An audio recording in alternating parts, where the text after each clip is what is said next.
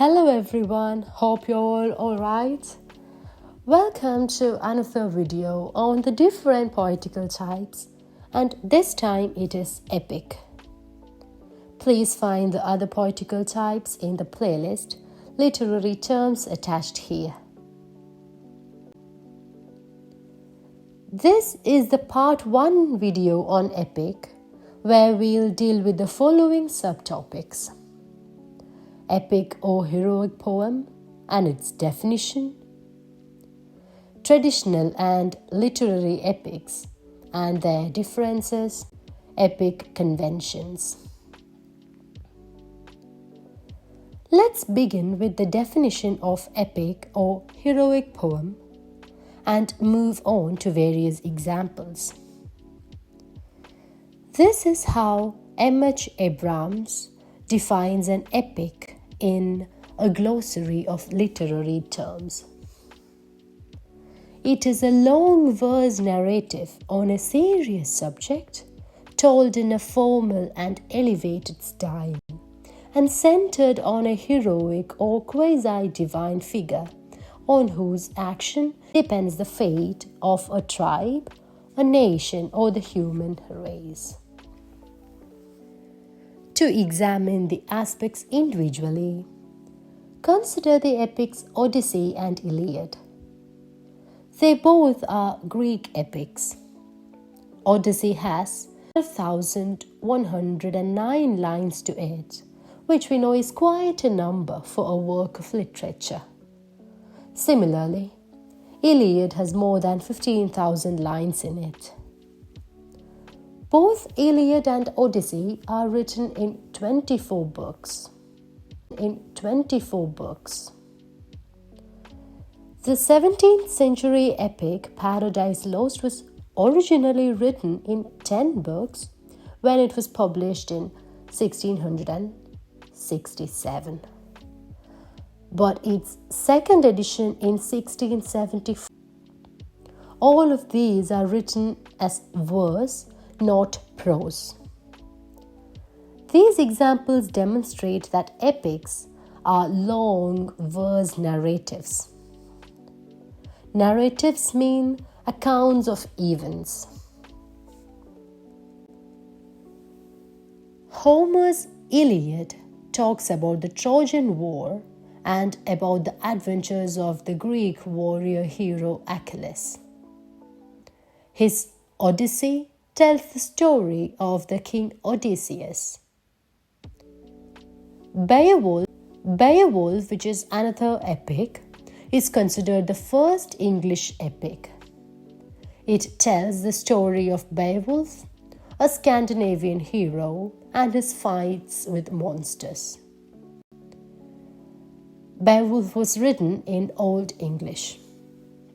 Paradise Lost, which is regarded as the greatest epic in English, has Eve and Adam as its central characters.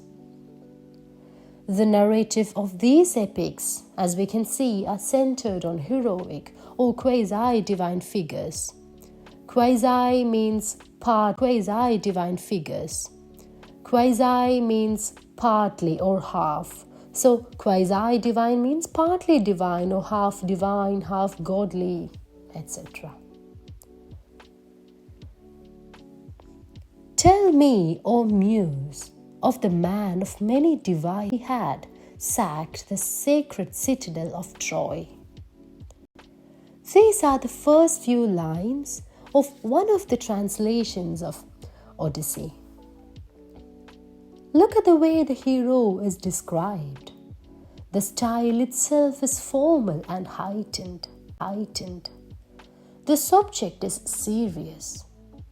There is another kind of epic which deals with a trivial matter in an elaborate style, and that is the mock epic, about which we'll talk in detail in part 2. Coming to the last element of the definition as to how the fate of a tribe, a nation, or the entire human race depends on the hero's actions. Take, for example, Beowulf, of a North Germanic tribe, the Geats or Jets. Paradise Lost, as you may know, discusses man's first disobedience, as a result of which the fate of the entire human race changed. The fate of the entire human race changed. We have covered all the major features stated in the definition and have seen a few examples as well. Unfortunately, not many old epics with fairy heroes are well preserved. Only fragments of the Greek epics Europia and Danaids are available. In Tamil literature, the epics Kundalakeshi, Silapadikaram and Manimekalai have female protagonists. I couldn't find any other ancient epics with non-binary characters as protagonists. Please comment below if you know any, so I can research further into that. Now that we have had a detailed look at the definition of epic, we can move to the next topic: traditional and literary epics and their differences. Traditional epics are also called folk epics or primary epics. These are the classic epic form based on which literary epics are written. To simplify it further, traditional epics serve as models to literary epics. The author of a traditional epic could be anyone. Odyssey and Iliad are traditional epics which are ascribed to Homer, but one cannot ascertain the exact authorship of these works. The narrative have originally existed in the oral form, fragments of which had been gathered by someone to form a comprehensive whole. There could also be changes to the story as it gets passed on from one generation to the other, or from one person to the other. Maybe you would also be familiar with situations when you tell a story to someone, and when that person tells the story to some other person, the theme of the story might have changed, the contents of the story might have changed. So the same would have happened with traditional epics. The literary epics or the art epics are written by a known individual, a craftsman who has deliberately imitated the folk epic form. In an introduction to the study of literature, W.H. Hodgson states, "The literary epic naturally resembles the primitive epic, on which it is ultimately based in various fundamental characteristics. It follows the same structural plan and reproduces many traditional details of composition." Paradise Lost is an example of a literary epic that is based on the traditional epics like Odyssey, Beowulf, etc., reproducing the structural plan and other compositional features. To consolidate the differences, traditional epics are originally in oral form, whereas literary epics are originally in written form. For traditional epics, the author could be anyone. The author is unknown. But for the literary epics, there is a particular author. The author is known. The traditional epics set the prototype or the structural plan, which is later followed by the traditional literary epic writers. Of both type, Iliad, Odyssey, Beowulf are all examples of traditional epics. We also have an example of a French epic, which is Roland's Song, and a Spanish epic, the Poem of the Cid. Cid.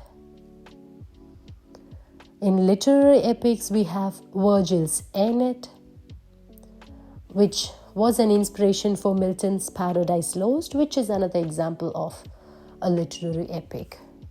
We also have Blake's Milton, Jerusalem, as examples of literary epics.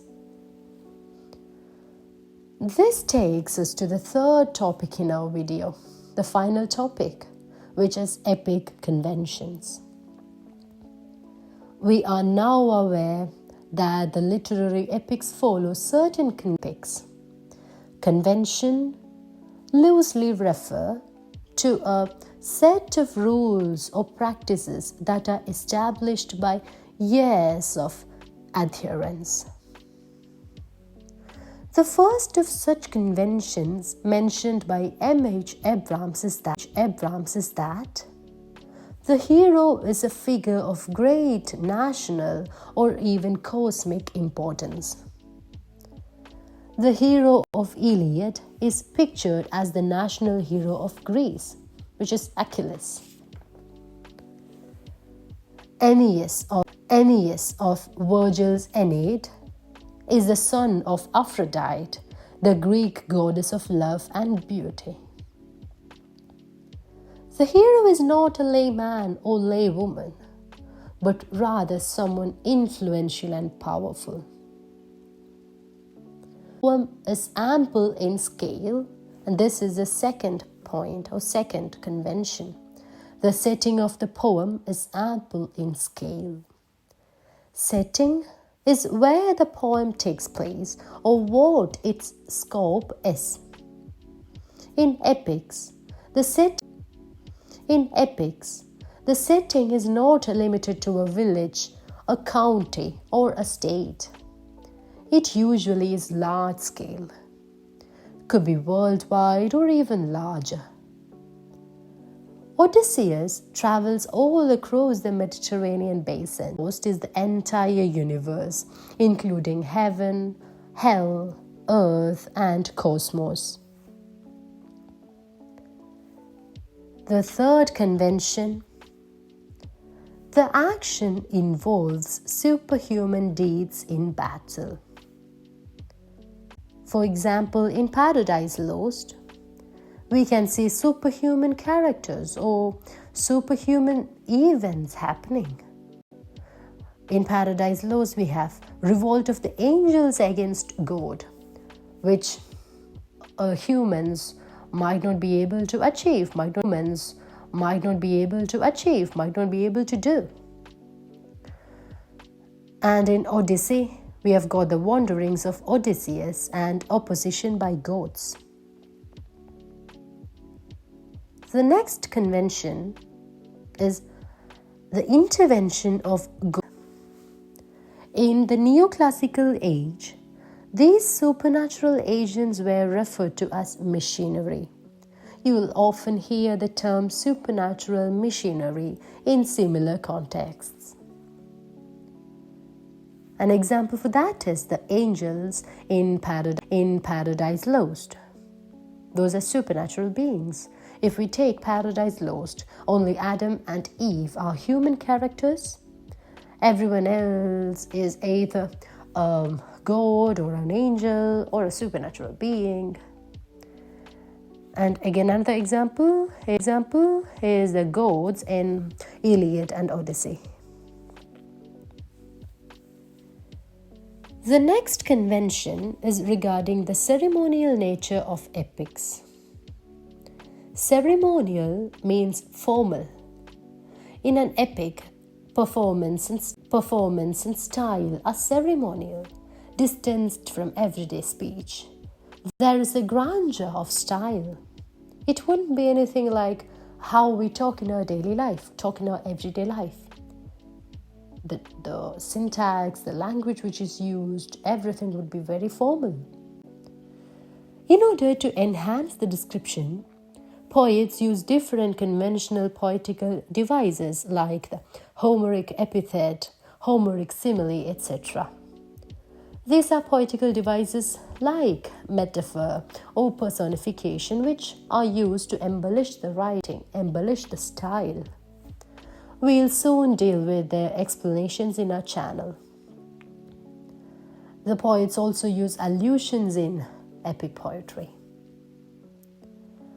Milton has used such a formal diction, eloquent syntax, and a great application of metrical devices, which came to be referred to as Milton's grand style. As I've already said, it wouldn't be anything like how we talk to each other in our daily life. It will be much heightened, that it looks grand. When we read it, we feel that it is grand. It is not ordinary. In addition to these conventions, there are three more related to how epics are structured or episoded. First of them is the theme or narrator's argument is stated in the first few lines along with a prayer to the muse. This statement of theme is called proposition. So in the beginning itself, we can see that the narrator introduces the argument or the theme of the poem right at the beginning, along with a prayer to the muse. So that statement of theme is called proposition, and the prayer to the muse or guiding spirit, whoever that is called invocation. If we read through the first few lines of Paradise Lost, of man's first disobedience and the fruit of that forbidden tree, whose mortal taste brought death into the world and all our woe.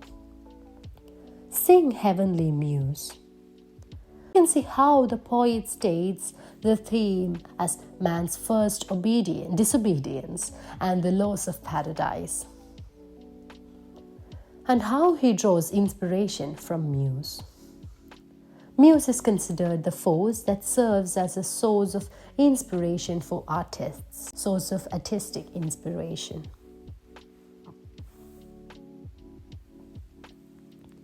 Second, the narrative starts in medias res, at a critical point of action.